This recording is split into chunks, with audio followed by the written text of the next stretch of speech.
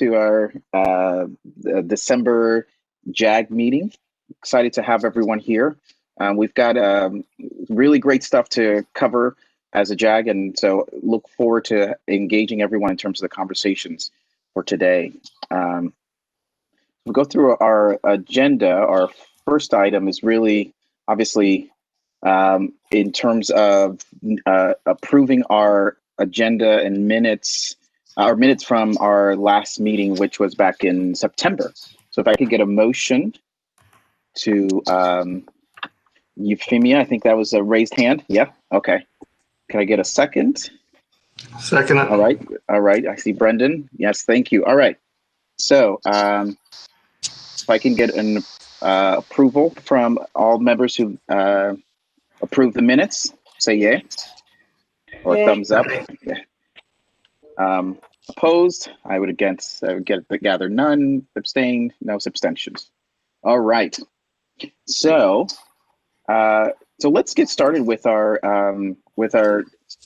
as I mentioned, a packed agenda of packed in the sense of the strategic plan is like our big item. I'm so excited for us to kind of talk through the stuff that was done. I have to say, as we sort of get started today, it's like I'm so excited of all the work that everybody really put into this, and look forward to as a JAG to have some final conversations around this plan and putting it to action. So with that being said, we're going to start first with the staff updates from DCJS, and I believe we're doing our federal funding update first. Right, Yes. Jeff? I think Jeff is Jeff on? I'm like, yes, I'm on. Yes, He's good on. morning. Okay, there you are. Yes, it's a struggle, the technology. So I'm sitting here wondering why this is displaying my identity as a dormant former personal email address that I use that I never used at work, and yet I'm logging in from my office and it somehow is tagging me with my old personal email. So who knows? But anyway, we did distribute the funding charts that you've grown accustomed to seeing, and I'm very relieved. This chart looks a lot better to me than the ones that we talked about at the last meeting, because we now, because of the almost certain change of the presidential administration, we are expecting to have the Title II funds made available to us again. It's a little bit convoluted, but the FY18 award, which was the first one that the Department of Justice attached the sanctuary city conditions to, that we did not accept. At one point about a year ago, we had a favorable court ruling that allowed us to actually accept that award and have access to those funds. But then in February, the appeals court ruling went the other way. So we actually have immediate access to our FY18 grant. The FY19 grant is still technically held up in litigation and will be until a resolution is reached after the new administration comes into office.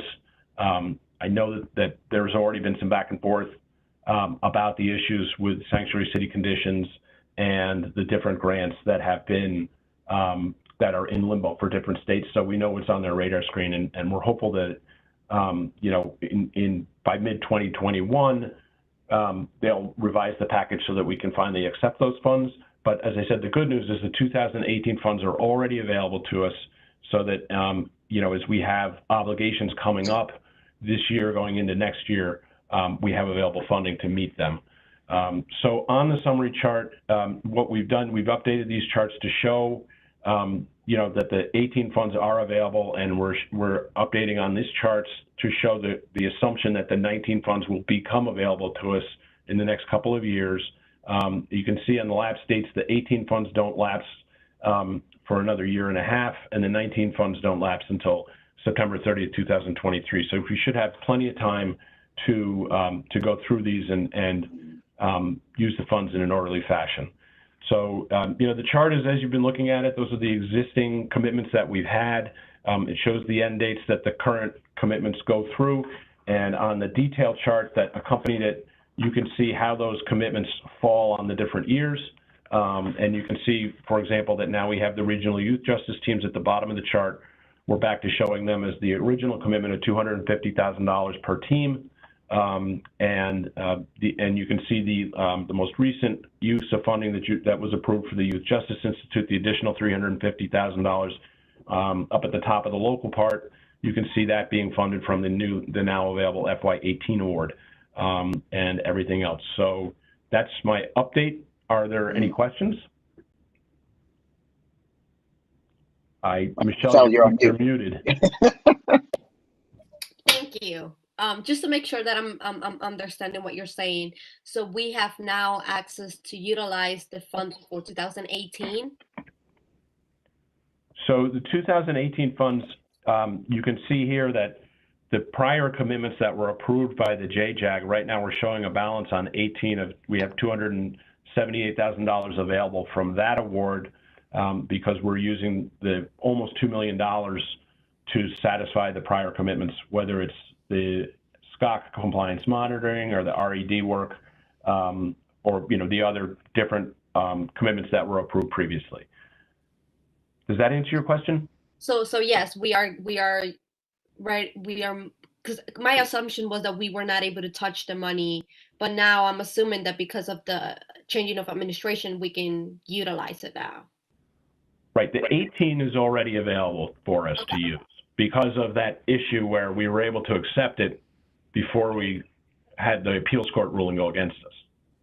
So justice actually let us accept that without accepting the conditions that we refused to sign. It's a little bit technical, but that award we've actually accepted because they allowed us to accept it after the court ruling. We were allowed to accept it without accepting the offending conditions. Okay. That's not the case with the 19 award. So we haven't been able to accept that yet, but we're assuming that at some point in 2021, we're going to get access to those funds as well. And then I'm going to let others speak to what the status is with the FY20 funding, which is an award that we hope will also become available to us. I have a follow-up. So now I'm interested to see what were the commitments that, or were any, so I don't know, I don't even know how to put it together, but so we didn't accept 2019 because of the immigration issues, right? And we said no to that because of those restrictions. Have we said any, did they just say, yes, you can just utilize it, you don't have to follow any restrictions? Okay, so for 19, they did not, 19 is pending court action.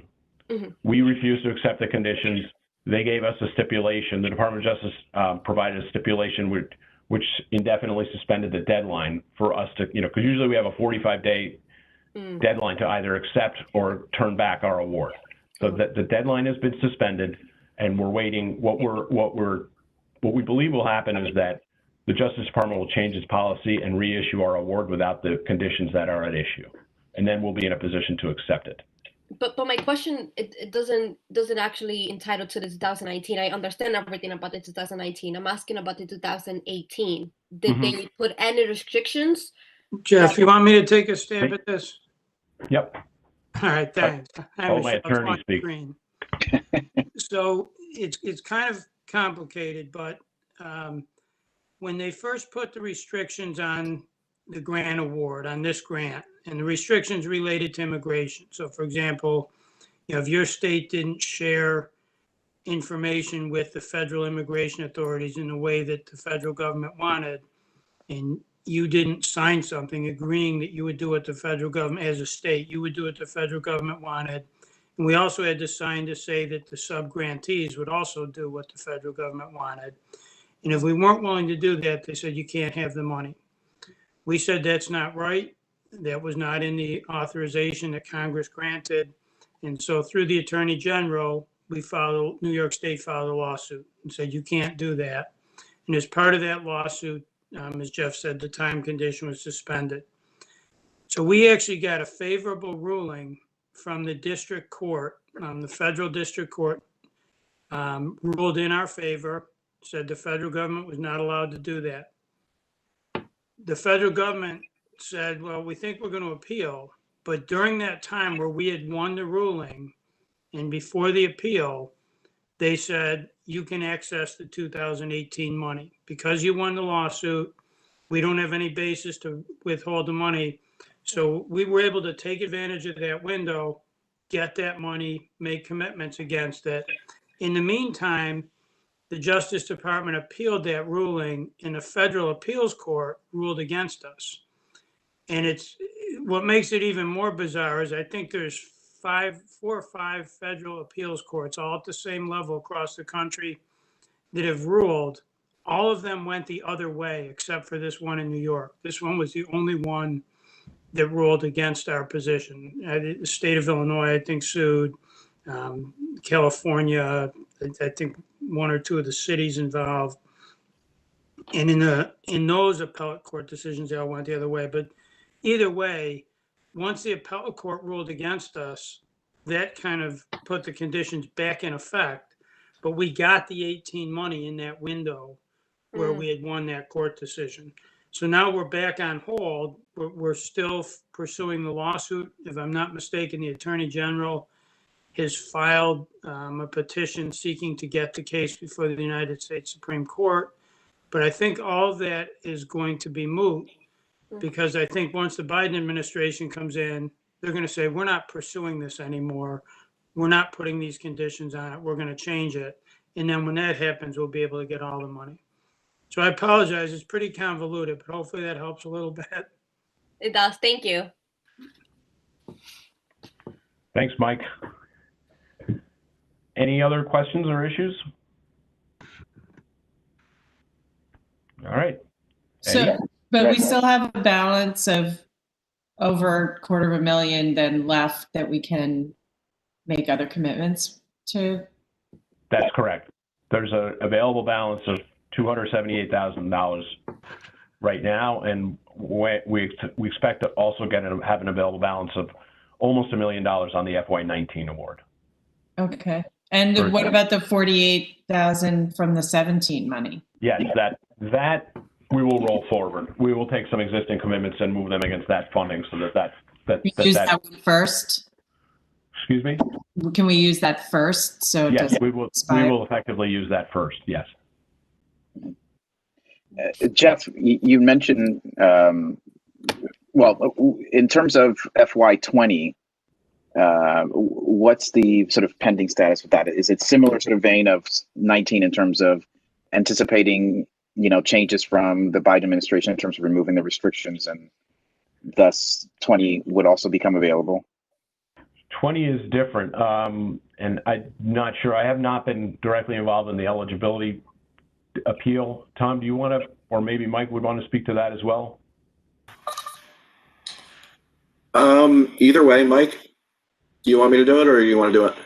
Go ahead, Tom. Sure. We received notice back in August, I think it was, that we were deemed ineligible to receive the 2020 funding based on some audit findings that occurred back in 2016 during a federal audit.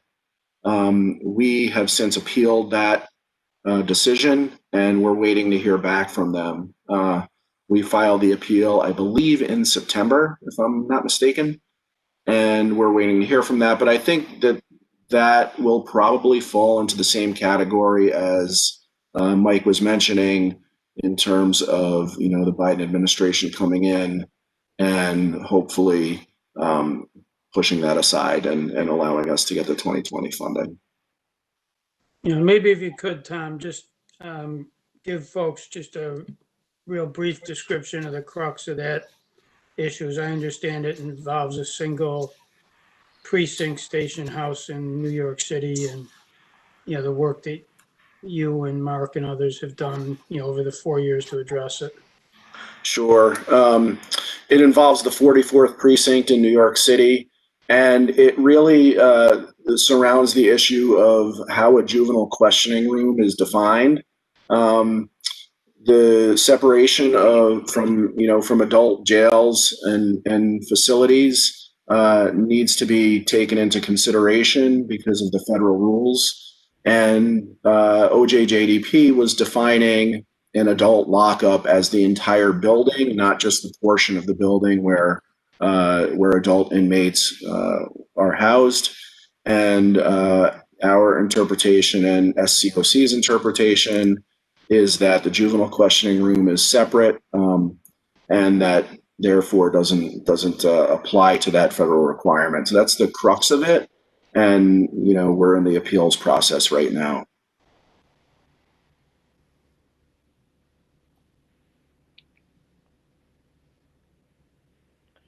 Sounds great. That's Any other questions on the funding? Yeah. Right. Eddie? All right. So that is optimistic in terms of having this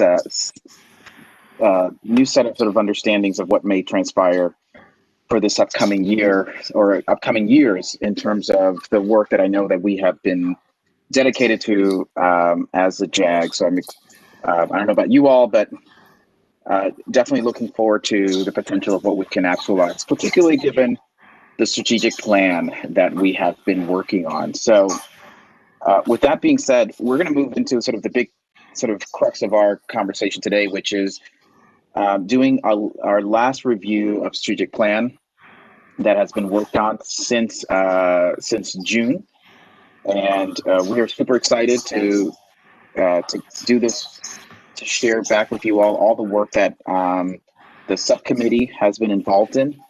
So we're going to spend some time. We're going to do a quick overview around sort of what the action work that has happened to develop the strategic plan. Tom is going to provide us with an overview around the various changes that have transpired to kind of make sure that we want to recognize all of the input that everybody's provided, and we thought we sort of provide sort of a 5,000-foot view of those set of changes within each section. And then we're going to pause to get feedback from folks. Any last elements of feedback that we want to provide, and then we're going to move into this conversation around, so how do we bring this particular plan to life? And not only sort of what we have outlined, but now also being able to consider bringing this plan to life in relation to this set of potential dollars that will hopefully likely come to fruition in 21. So with that being said, Tom, I think I'm doing the first part. Oh yeah. I think so. Yeah, just the brief overview of where we have come from. All right. So there's our today's plan. We want to provide, I want to make sure that, that you all have one opportunity to kind of sort of do those last pieces of sort of thoughts around the strategic plan. Our hope is that, we have done over the last almost 6 months, done the biggest lift around building this action plan to reflect the best thinking that's happened amongst our group, which started with the summer work that involved extensive interviews, which I have to pause and acknowledge the Youth Justice Institute for being such a great partner in really shepherding the support through, as well as the support from Tom and Greg's office and around this work. So this involved the interviews that happened, the national survey of experts throughout the country, reviewing SAG the previous set of plans, and other set of efforts that have transpired, including talking with us as JAG members in terms of getting our expertise to weigh in on this. You all saw the first drafts of this in early September, provided a great deal of feedback. If you all remember the day and a half that we spent together, literally we have taken every bit of content that everybody provided and methodically sort of went through every piece of it to see, how do we gel all of this together. The Strategic Action Subcommittee, I also want to thank them for their efforts in providing continuous feedback throughout October and November to continue refining the document to the state that it's in. And then obviously, one of the things that we also did was we asked Mike and Mark to provide also a high-level review to make sure that we are in step with and aligned with other efforts around DCJS. And so we've had a lot of eyes on this document. And so what you all are seeing here is a culmination of all this set of effort. And this is just sort of, a refresher on how we conducted the retreat feedback. The YJI really did a great job in putting together these visuals in how the feedback was solicited with the green, red, and yellow.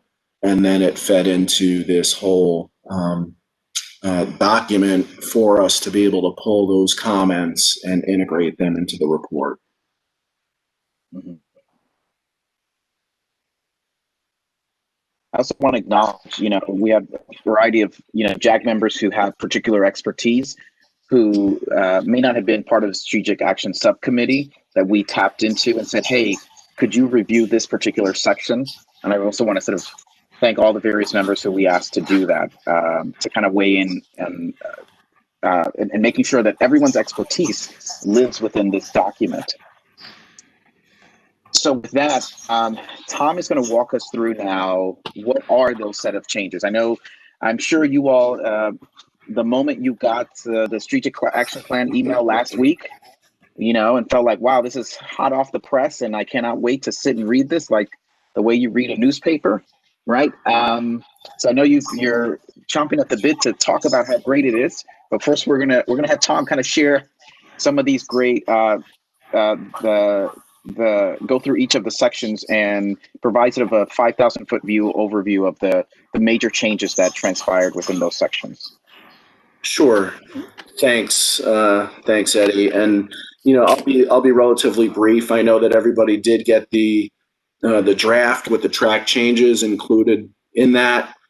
So you can see all of the language that was changed, and we did take it out of the nice looking format that we had for you earlier at the retreat.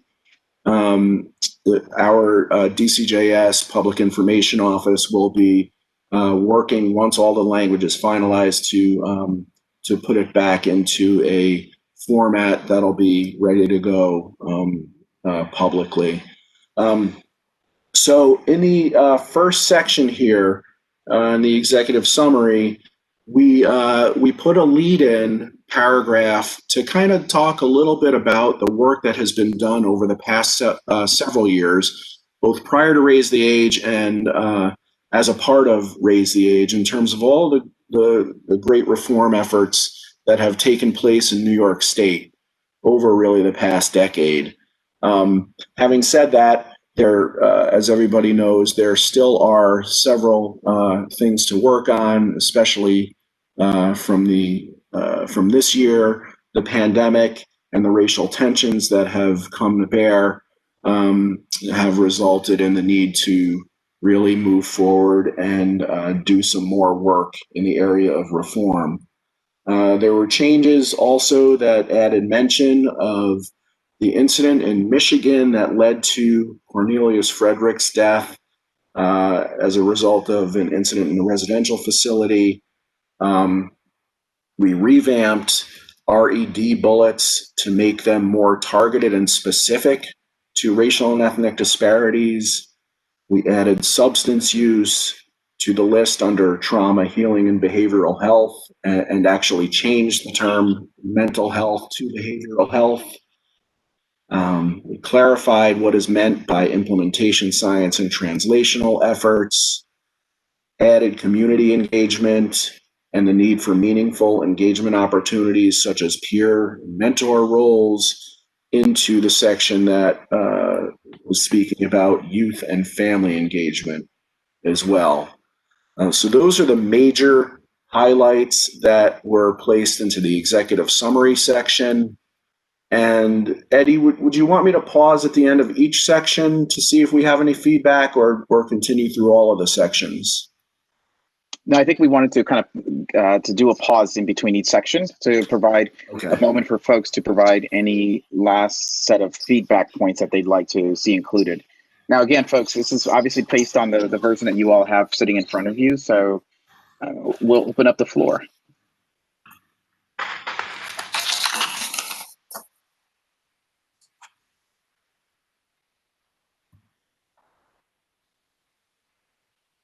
We can imagine that there's a Jeopardy song going on in the background. Okay. All right. So Well, it sounds like we're in a good place around executive summary. I like it. I guess silence is a good sign. Yes. Well, I mean, I guess, yeah, there's a lot of detail. I mean, you incorporated a lot of detail into the racial and ethnic disparities part in the executive summary, which is then repeated later in the document. So I guess, Yep. is the detail needed in this? Like every other point just has like a one sentence thing. So I'm just like, if I was good, that, I don't know. Yeah. Shorten it, perhaps- you mean? So perhaps condensing that down to a solid sentence that sort of exemplifies some of these bullet points that are there.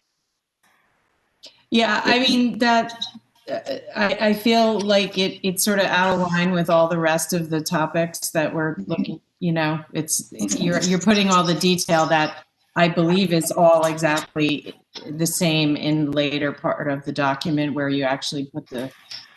So executive summary should, to me, just be the high level concept, and you know, if you want to find out how are we going to do it, Right.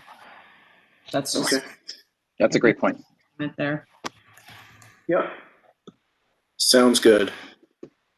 All right, shall we move on to the next section? Yep. Okay. So the next section, we actually changed the title of the next section from background and purpose to purpose and overview.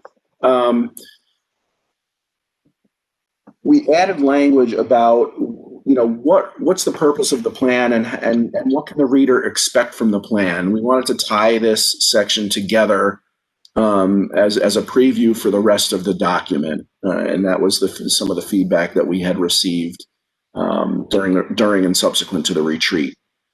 Those are really the major changes. You'll see a few additional paragraphs that were incorporated into this section as a result of that feedback. So does anybody have any thoughts, comments on that?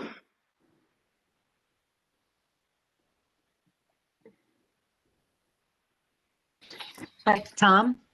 Yes. It's Nina.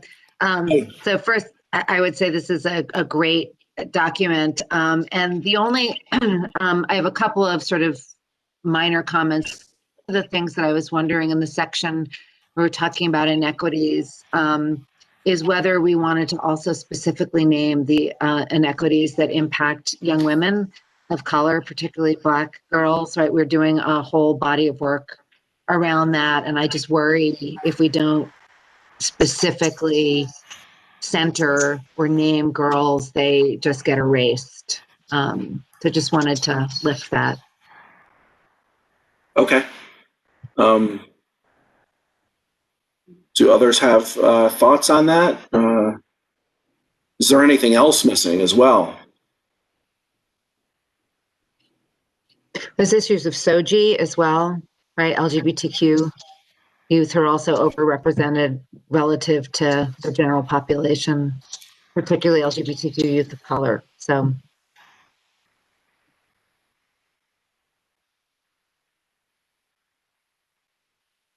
Okay. All right. Okay. Other thoughts on that? Good. Okay.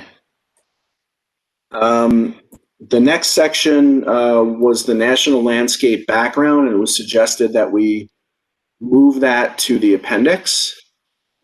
Are there any comments related to that?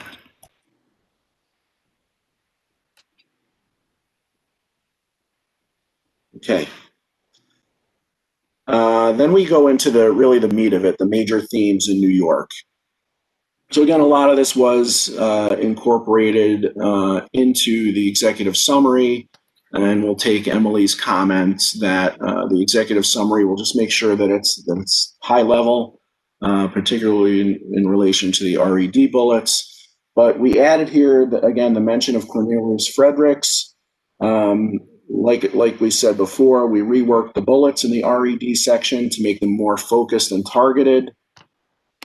We clarified that only the positive pandemic-related changes should be sustained, and also adjusted language to include a lead-in to that, followed by a few bullets instead of the way it was written previously. We highlighted that prevention efforts and youth-centered service delivery are considered through a race equity lens. We also add substance use to the list of services. Stressed that collaboration through the regional youth justice teams was what we were really talking about in terms of collaboration, or at least specifically highlighting the regional youth justice teams, and added employment services as something that needs to be considered for older youth. Again, we changed mental health to behavioral health in the trauma, healing, and behavioral health theme, and added building positive relationships by systems professionals as part of the necessary foundation for connecting youth and families to effective supports. We added the need for schools to increase their ability to address the social and emotional learning needs of students. We added emphasis on police training and the integration of support services to the police and community partners section. We added additional specificity to the raise the age section, revamped the implementation science translational efforts and effective outcomes section to clarify what is really meant by that. Again, added community to be included in the youth and family voices section. Added victims to the procedural justice section. Added expansion of collaborative efforts with intersecting systems in the regional youth justice team section. And we added communication strategy to the YJI section and specified what is meant specifically by the stakeholders there. So that's a lot, I know, and there are a lot of nuanced language changes throughout this part of the report. So we'll just open it up to feedback here and see what people have to say.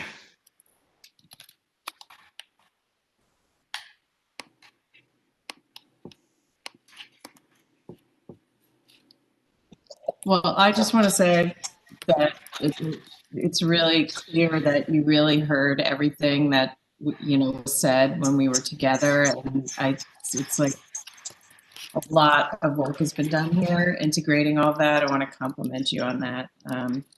So I think it read pretty well, really good. I do like Nina's point that if we add calling out girls and LGBTQ youth, which in rereading it, thinking that it's not called out specifically. So, but I just want to compliment you on integrating so many comments and suggestions in a way that.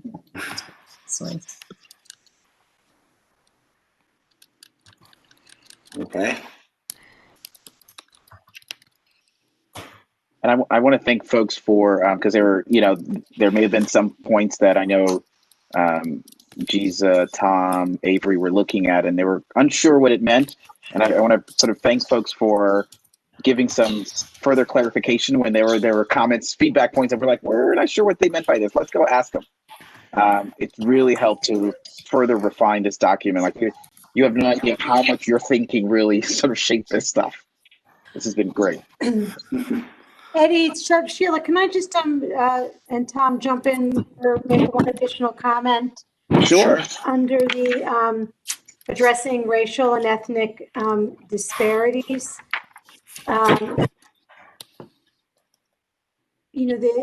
bulleted points I think are fine, but I just like us to consider sort of bolstering the strength of the language, because the last bullet is implementing specific actions designed to reduce racial and ethnic disparities. It's sort of at the end when I think it should be way up top, because we've been talking and we've been training and we've been doing a lot for a decade, yet we have really not moved the needle collectively anywhere. And so I think the JJAG, and specifically, I'd like to see us think about something that the JJAG, commits to, analyzing any potential new investments, through a lens, right, that includes specific impacts, on anything we're investing in. I think it has to, because we have to do something different, right? We know that now, that despite lots of great effort and intention, I think it just needs to be a little bit bolder and a little bit more strategic, given the sort of unique role of the JJAG and the opportunity to really tie financial investments more strategically, right, to really proven practices that change human behavior, right, that leads to, right, all of these Black and brown kids continuing to get swept into our system at every point. Okay. Would you suggest that we kind of integrate some of that language into a bullet there, like to talk about that financial impact, or what are some thoughts on that? I think in the addressing the racial and ethnic disparities, and I'm happy to write something too, but I think there has to be an acknowledgement, right, that despite these efforts, and we say it just doesn't sound as it says the same stuff we always say, right, that they continue. So, but I think it calls upon all of us for a renewed call to action in new ways, since we've not really been able to make a lot of progress. And so the JJAG is recommitting itself to this sense of urgency by, right? And I think I'm just suggesting that the intentional action gets put as a first bullet rather than as the last. Gotcha. Okay. That's great. That's a great point.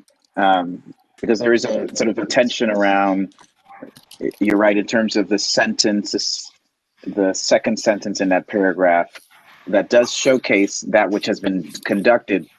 But to your point, Sheila, as you're raising, but why do we still have this persisting disparity? Yeah. All right. Thank you. Okay. Great. Other thoughts on the major themes? Euphemia?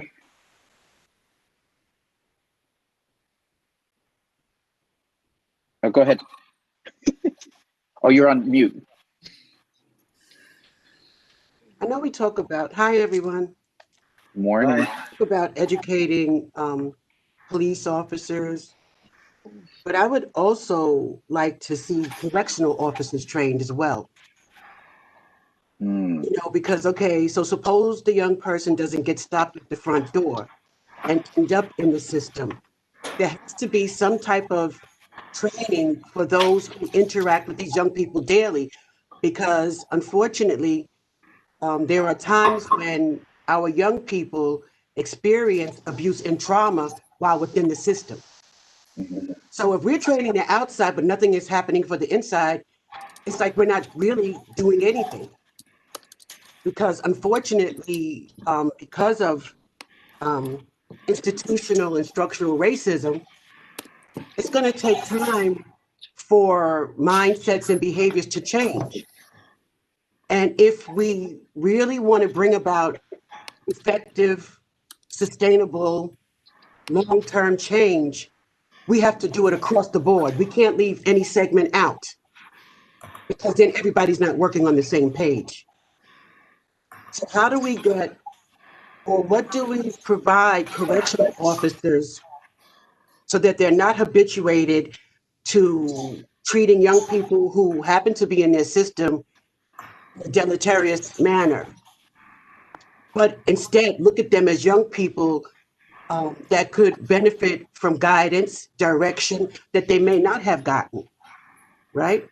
So how do we integrate that into what we want to put forth here in this work. Because for me, just training one without the other is going to still end up with the same results. Mhm. And that's just my perspective on it. Thank you. Thank you. Yes, Judge, yeah. Oh, I think you're on mute. Oh, we can't hear you. Oh, boy. No. No?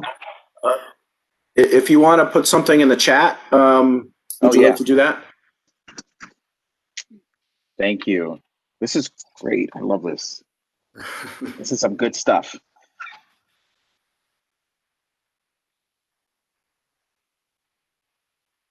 Other thoughts, feedback points around these different sections. And I'm glad that folks are bringing this up because this, you know, this is stuff we're going to live with this document, with this plan, and we're going to bring this plan to life. So I'm glad that there's this energy for adding some of these sort of tweaks. Meredith. Hi, can you hear me? Yep. So, I again, I applaud you for clearly the effort it took to consolidate and coalesce all of the information and the feedback that took place in that session into a really coherent, well written, clear document. One of the things that it just seems like is missing a little bit is I think that we did talk about it in our session, but just the kind of the capitalizing on other systems multi-system collaboration and accessing and capitalizing on what other systems have available, or to create cohesion or collaboration where maybe there isn't any. And I think that while when you obviously specifically speak of trauma and healing and behavioral health, it seems like there's an effort to kind of strengthen the professionals within the juvenile justice system in the area of trauma and healing and adolescent development, obviously. And there's a brief mention of kind of accessing other systems, but there doesn't, but the citation is specific to what DCJS is doing, and there's really no stated expectation or desire or hope that we would really want to coordinate efforts with other child serving systems on behalf of children in the juvenile justice system, whether it be diversion or whether it be greater, increasing access, or even utilizing the expertise and knowledge of the other systems to help in achieving the goals that are outlined herein about readying the system to be resiliency oriented or trauma informed. And I know that I know the mental health system or our agency does a lot, and so there should be some opportunities for capitalizing on existing efforts, so that we don't have to reinvent the wheel or make the juvenile justice system do the same work all over when we could hopefully find some opportunities to coordinate. So I just want to mention that. Okay. So maybe a little bit of additional language to highlight that within the trauma section. Is that? Yeah, I mean, I think that, again, it's just, you briefly say ensuring access to effective services and treatments. But then and then later it talks about, the types of skill sets and trainings, and it's specific to like professionals in juvenile justice. So I'm just saying, if there's opportunities for, strengthening, collaborations or helping, levying the system's expertise to support the ends. Yes, and you might see a little bit more of that in the goals and action steps section also as we go through that. Okay, Good. Thank you. So That's good. you're welcome. So Judge Mendelson did put something in the chat. She agrees with Euphemia. In the courts, they are renewing racial justice endeavors, and court officer training and procedural justice concerns are a significant portion of the work. So I just wanted to highlight that for Judge Mendelson, since she's having some technical issues with her. Thank you. Can you hear me now? Oh, now we can hear yeah. you. Yes. Okay. All right. Well, I don't know if you want to add anything else to what you wrote. Just because this is a good point to do it, an announcement that I have actually been appointed by Chief Judge DeFiore to lead our state court system's efforts to improve racial justice in our courts, and it is the assignment of my life. Raise the Age used to be the assignment of my life, and I guess we did so well with that. I'm doing that now in coordination with so many other people. So I am learning and growing, and this aligns fully with what JJAG is doing. So thank you. That's awesome. Awesome. Congratulations on that. Woo, Thank you. Yeah, It's exciting and horrifying. Well, discomfort is, is the sign of growth, right? So the more uncomfortable we are, the more we're going to grow. Right. Right. But and not only we applaud for this new set of work, but seeing the potential, and I think connecting to Merida's point, where are the opportunities where we do the intersecting of our various systems, because we're talking about the same set of individuals, the same youth, right? So make sure that we're all speaking similar language and doing similar things, I think is great. So congrats to that, and thank you for the point around court officers in terms of considering the section, I believe the section around police and community partnerships. Okay. Any other thoughts or comments? Okay, Lester, yes. Hold on, you're on mute. So I'm sorry. So to just get back to Meredith's point about the intersection with other agencies, one of the things that I feel strongly we should consider is encouraging the agencies that manage the training and preparation of professionals that work with children and youth to incorporate as a requirement training in trauma and trauma prevention. And so let me just say a little bit more about that. So it isn't just trauma in the juvenile system. Trauma is trauma. So that when young people are experiencing traumatic situations in communities, they interact with teachers, they interact with a variety of individuals. And it just occurs to me that one of the things we ought to be talking about, at least in my agency, is how do we ensure that the training and preparation programs, the graduate programs that certify and prepare professionals are actually ensuring that professionals have the skills and dispositions they need to address the issue. So it's not just an issue of professional development. It is really an opportunity to rethink the way in which we prepare professionals to meet the contextual demands of children and families and communities. Mm-hmm.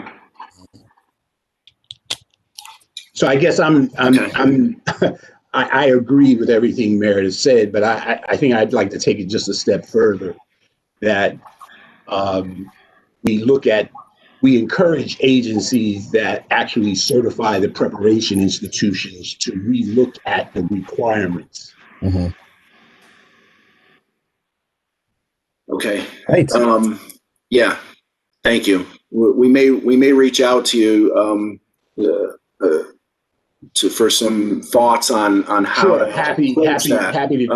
Happy to do that. Okay, great.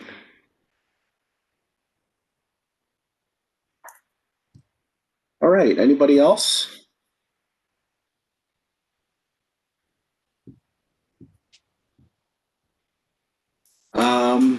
Okay, should we move on to the vision, goals, and action steps? Yeah. Okay. So under the vision, goals, and action steps section, we revamped the vision based on the retreat and work group feedback. We will at the end of these highlights open it up so folks can take a closer look and provide some feedback on that. We clarified that goal number 1 is to coordinate across state agencies and throughout New York State, and incorporated associated changes from the major themes that we had made in the previous section. We added prevention and proactively serving youth to goal number 2, and incorporated associated changes from the major themes as well, and added community again to goal number 3, and explained what was meant by buy-in.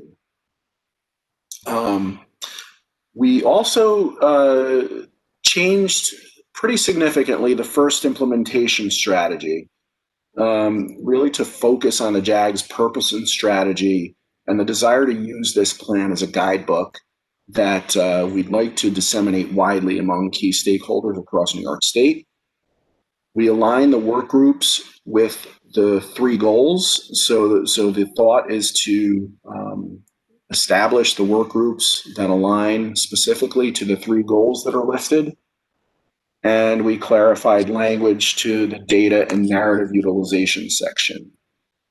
So those are the basic highlights there. I know folks are going to want to provide some feedback potentially on the vision and even on the other parts. So I'll just open it up there.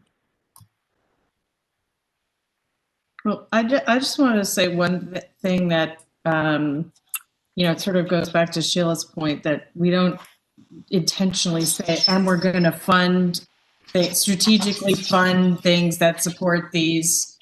But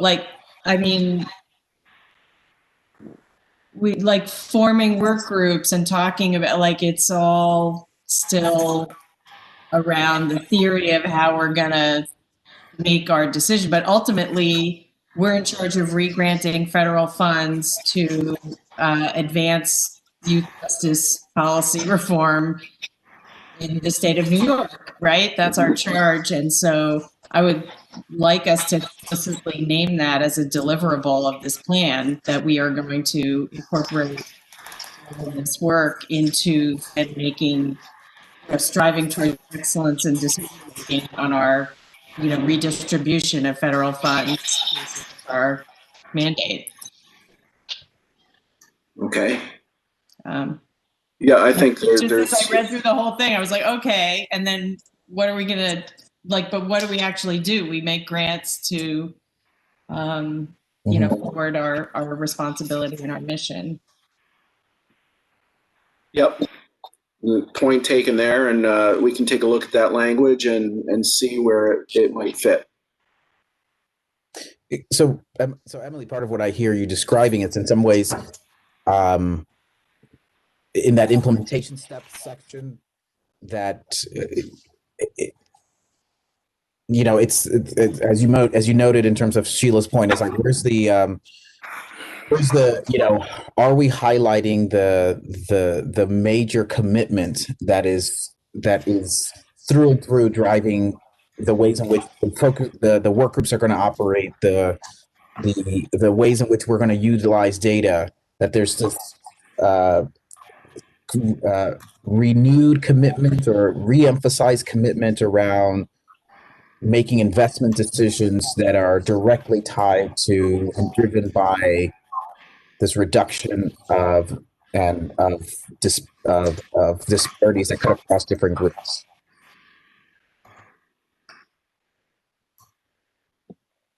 Yeah, I mean, I really think it belongs in the introductory, you know,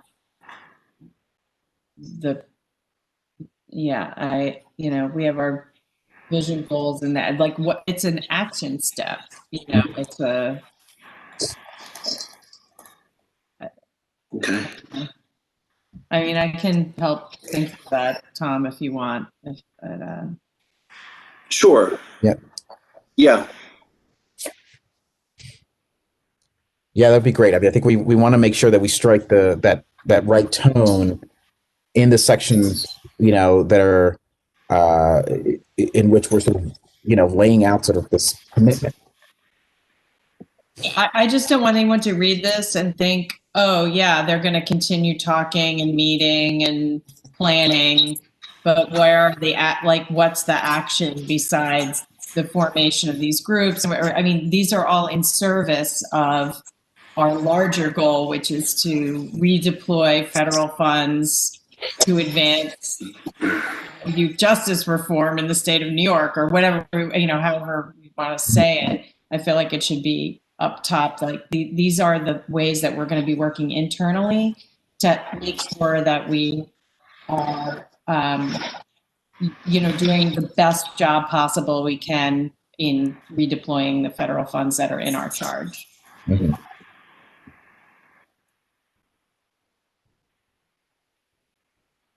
Okay. All right. Other comments, thoughts?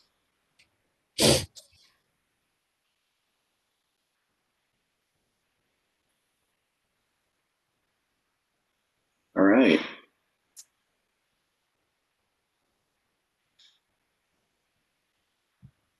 Well, if there are no other comments or thoughts, I think the idea, you know, is to consider the plan for approval by the JAG with these comments and thoughts in mind, and with the understanding that we will incorporate these comments and thoughts into the final draft. Eddie, is that? Yeah, that's what we had discussed in terms of bringing this as a group, having heard, not only sort of running through sort of this new version of it, having spent some time now discussing very strategic areas of change that we want to make in terms of this plan, for us to bring a vote to approve the plan on the condition of the feedback points that have been raised thus far by everyone, and including this, which includes the stuff in the chat as well. As a JAG, you know, part of the reason, obviously, we're doing this, we're very cognizant of the that our next meeting, which is scheduled in March, the part Title II application is due. It will probably be due before then, and portions of the strategic plan will need to be inserted within there. We want to be sort of judicious in terms of our timing, so that the staff can utilize the final version or approved version of this strategic plan. So what I'd like to ask for is a motion to approve the plan contingent on the factors discussed being included in the final version of the plan. So if I get a motion, I get Emily first, Joe second. Thank you. So now I'd like to ask for all those in favor. Raise your hand. Aye. This is I or I. This is so hard. All right. I see yes. I see yes. All opposed. Any abstention? All right. Thank you all. This is really great. So excited to kind of this plan being approved as given, and as well as the additions that you all have just added on here. Tom and I and Giza were nervous around, like, what if they don't like it? But obviously, you all really enjoy, you see yourselves reflected in this plan. So we're truly excited by this. So the next step we want to talk. Great job to you. Go ahead. Great job to all of you. It's an excellent piece. It, Thank you. Thank you very much. yes. Yeah. This is exciting. And now we get to talk about the fun stuff, which is we got to bring this to life. Right? So we want to just talk through sort of how we're thinking about the implementation strategy and ways in which we want to, and we're not going to ask for folks to, we're not going to put anyone on the spot right now to say, it's a 5 different work groups. No, it's not 5 work groups, but we want to talk through sort of the implementation strategy and the process that we've come up with in terms of eliciting your participation in terms of the implementation process and some of those set of timelines that are related to that. So, Tom. Sure. You want me to go through? Yeah. Okay. So once everything is finalized, which we anticipate will integrate that language fairly quickly. We're looking to really get this done and finalized and over to our public information officer to get it into a nice looking format again. And once that's finalized and approved, to be made public, we'll ask members and stakeholders to distribute it widely, offer it as a guidebook for continued reform effort we're working with across the state. We're looking to establish those 3 work groups by early 2021. I think, we'll have a debrief session, maybe almost immediately following this meeting with Eddie and the work group. To talk about that a little bit more and how to operationalize that. It's anticipated that each of the work groups will be led by a couple of co-chairs with staff support and key stakeholders from across the state, so it doesn't all fall on to the JAG.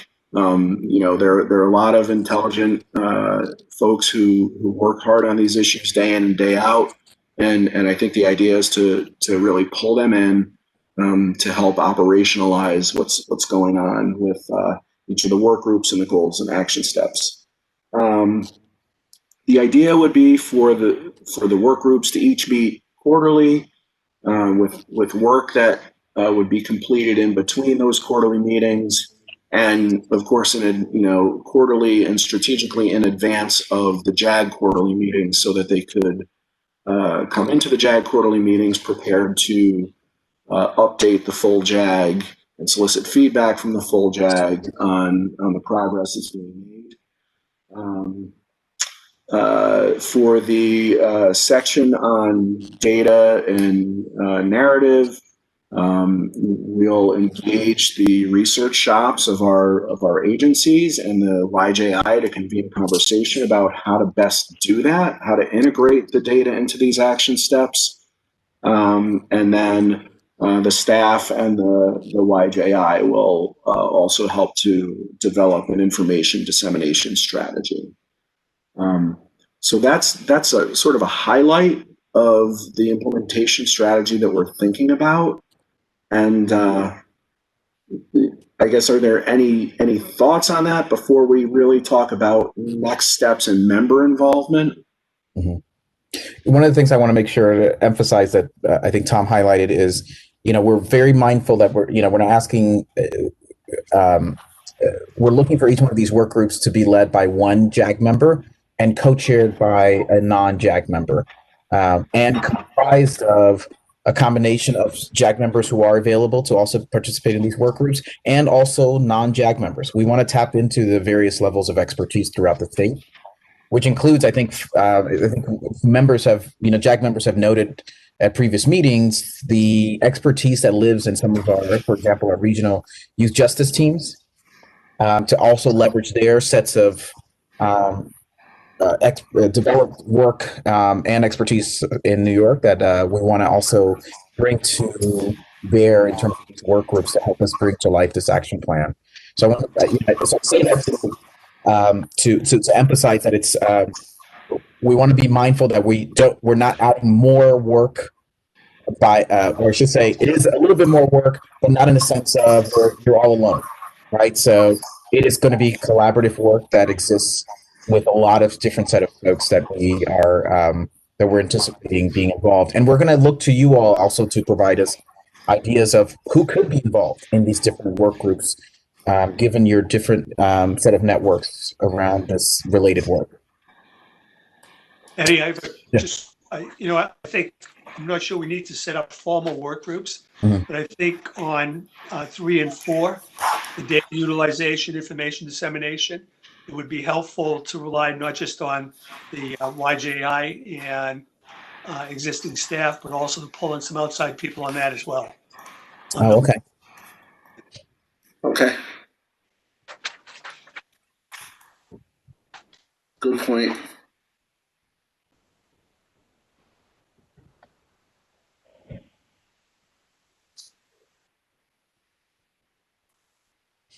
Any thoughts or reactions regarding what Tom outlined in terms of the next set of steps around the implementation strategy?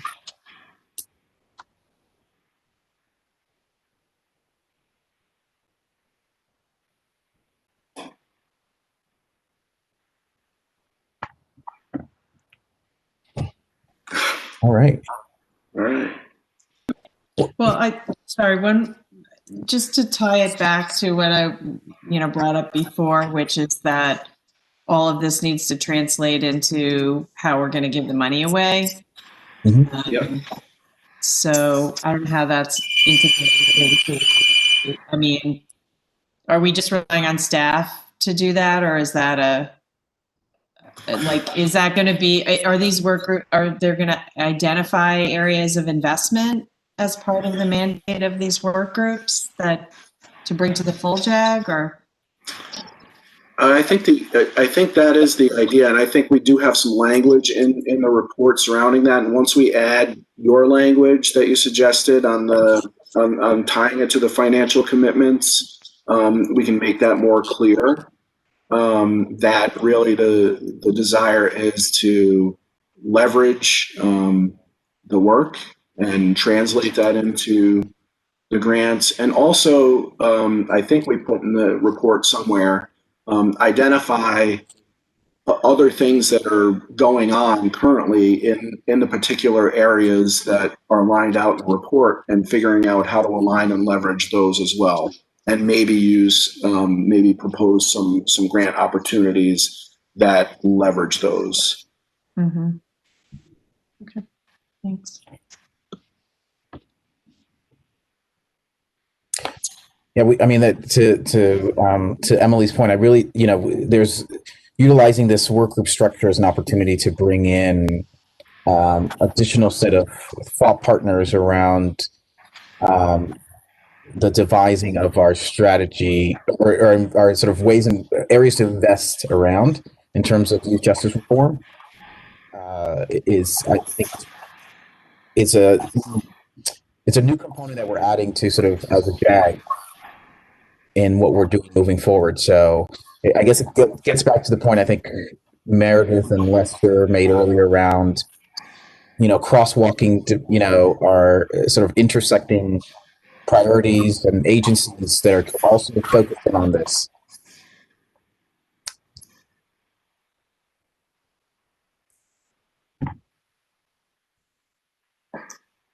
Yeah. All right. So let's, so Tom, to discuss the next steps in terms of how we're going to sort of request the great volunteerism that exists in the JAG right now, to that. Sure. First of all, so on the next steps, like I mentioned earlier, DCJS is going to handle the finalization of the report and the logistics to get that ready for publication. And then I think what we are looking at doing is, after this meeting, providing a brief survey to JAG members soliciting interest in either leading or participating in one or more of the work groups, and also kind of identifying stakeholders in your networks that you might want to reach out to or have us reach out to in terms of potential membership for those work groups. I think that we'll take that information and we'll pull together some thoughts and ideas as to, depending on the feedback that we get, to put a list of stakeholders to lead or participate. Obviously, we'll take into consideration if we get suggestions for 5 different leaders, we'll have to figure out how to get that to the 2. And if we get a list of potential participants that is in a range of 30, we'll have to try to whittle that down to a reasonable number. But I think those are the ideas. The main way that I think we would like to solicit your feedback is to send you this survey after the meeting today and ask you to get it back to us by the 16th.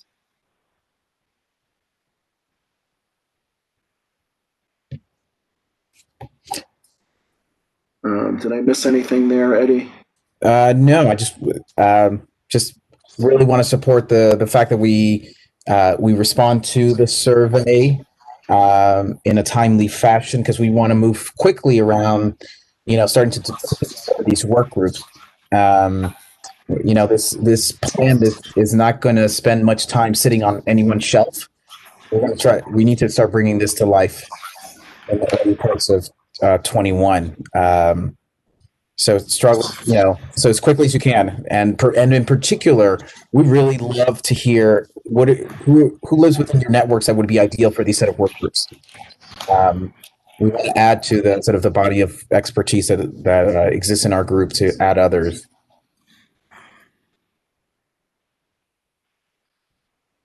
Any thoughts around that next step? Any questions, I should say, around that next step?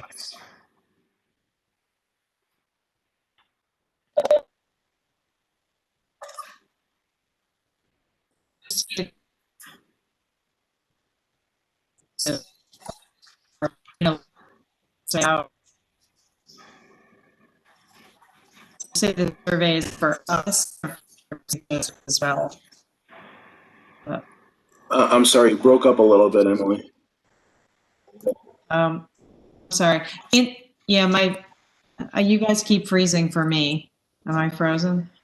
You're good now. You're good. Okay. You're asked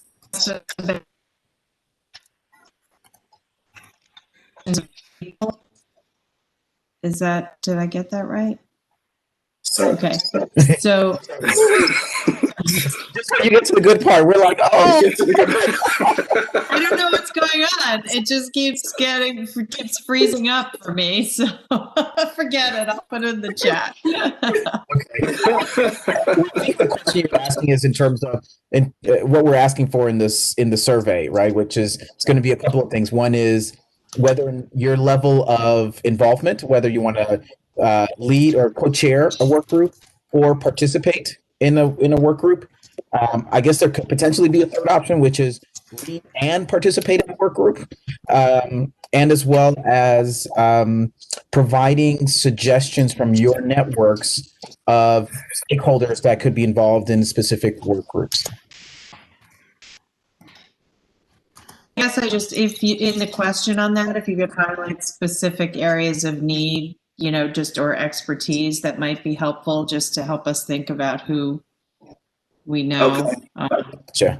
Yeah. What we'll do is in the email transmittal, I think we can sort of highlight some of that.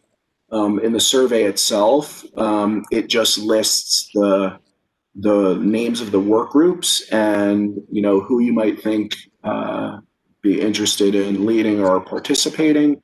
But in the message itself that we send to you, I think we can kind of like maybe put a bulleted list of, here are some things you might want to think about as you're reaching out to your networks. Mm-hmm.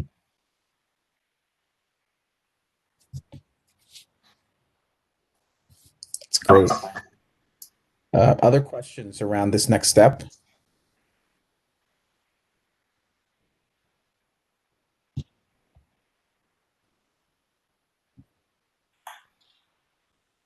All right.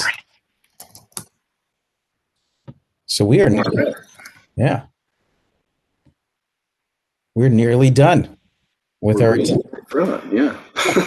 We're flying through. That's just the brilliance of this group, I think.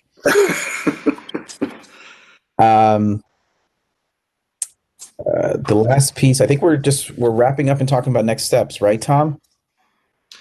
Yeah, I think we were going to just broadly mention the sort of the timeline priorities. I know the timeline piece was brought up in the past, and I think that a lot of that will come out of the initial conversations with the work groups as they kind of identify some of the other work that's already going on to see what naturally fits for, front loading some of the work and maybe putting some of the work a little bit later in the 3 years. So, I think the idea is if there are any initial thoughts on timeline and priorities, that's great. I think we'd welcome that feedback. But the other piece of it is to just kind of think about that.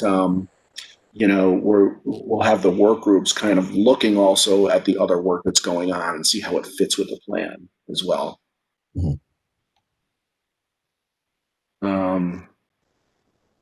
So I don't know if there's really anything else to cover with that piece, Eddie. No, I think, this will be sort of one of the first items for the work groups to consider in their first set of meetings in terms of determining, of the 3 set of goals and the set of actions that are existing within there, how do they begin sort of defining the sets of priorities? So lastly, before we adjourn, we want to provide the 21 meeting dates. You'll get the invitations, put it in your calendar so that you all have, I don't know about you all, but I live for getting invites. Otherwise, I lose sight of these dates. So this is what we have sort of slated for the 21 year for our JAG meetings. And any last thoughts, comments, folks want to share before we adjourn? Oh, yeah, one thing actually I wanted to mention was if the strategic plan work group members could just stick around for about 15 minutes. We just want to do some sort of final sort of tying the ribbon around our set of work. But Bob, I think you were talking. Yeah, it occurred to me that in terms of bringing the data back from the work groups, it might be a good investment of some JJAG money to fund an outside consultant or, perhaps even utilize students through Jesus Group, but some overall coordination that brings a unified message back to the JJAG that kind of keeps this thing going. I think Emily talked about it, and I think it would be helpful. I'm not talking about spending a lot of money, but otherwise, we're all busy people. I know that we're going to be busy at DCGS OPCA, particularly probation and OJRP, working on the first piece, right, and aligning systems and implementing tools. We're doing a lot of work in that area, technical assistance to counties. I'd like to engage probation directors and at least the president of the COPA group to participate in this. But in terms of bringing the unified message back and keeping the JJAG apprised of this, whether it's a scribe or a consultant to keep this going and reporting in a uniform way might really be a good investment in dollars. Mm-hmm. That's a great idea, Bob. Thank you for that. And I think we were one of my conversation with Tom last week. We were talking a little bit about sort of what's going to be the tether that kind of brings it back to the JAG in terms of the work groups. And that's a great idea. That kind of and we will definitely pursue the sort of what may be possible and bring it back to the JAG to propose some ideas.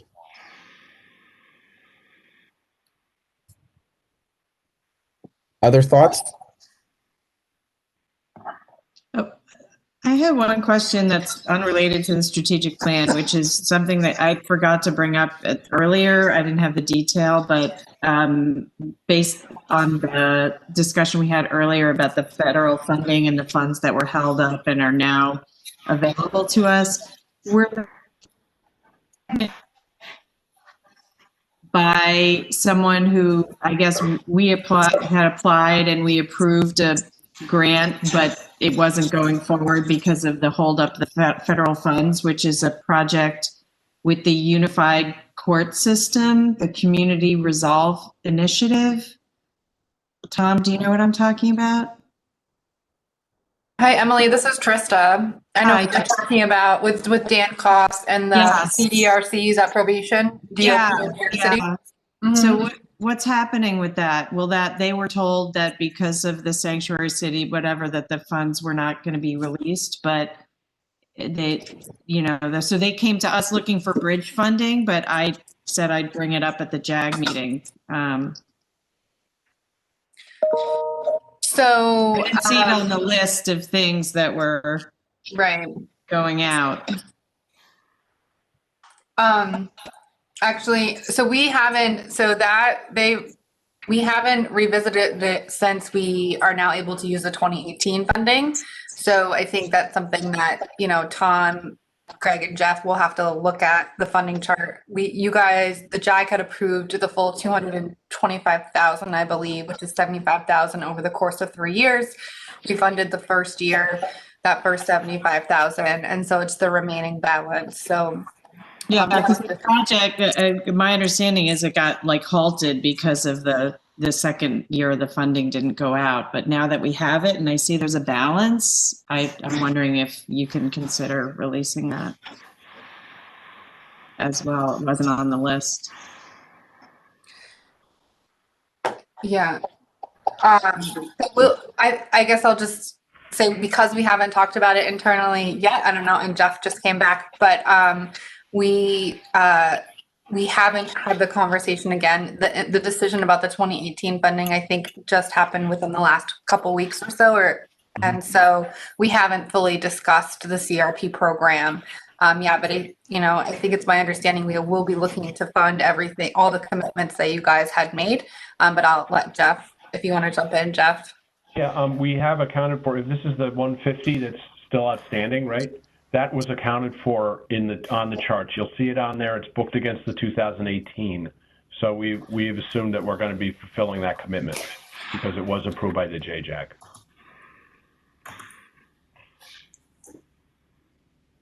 Okay, cool. Yeah.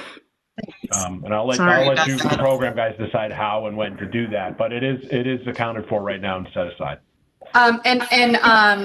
Emily, it shows up as OCA Community Resolve on the funding chart, which is probably, the naming convention is different between what the program is and sort of what they're using on the chart. So yeah, that's the OCA. Thank you. I do see it. Thank you. Yeah. Sorry to sidetrack everyone at the last second. I just.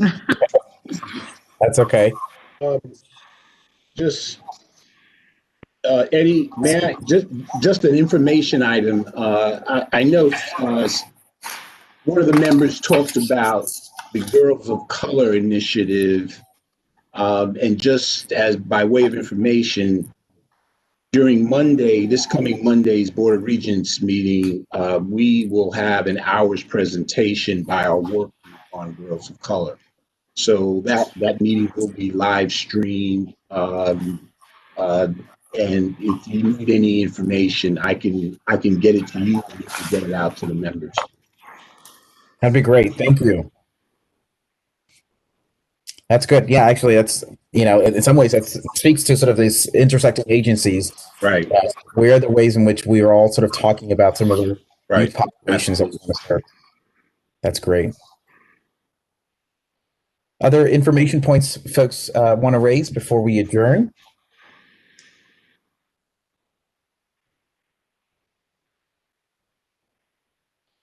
All right.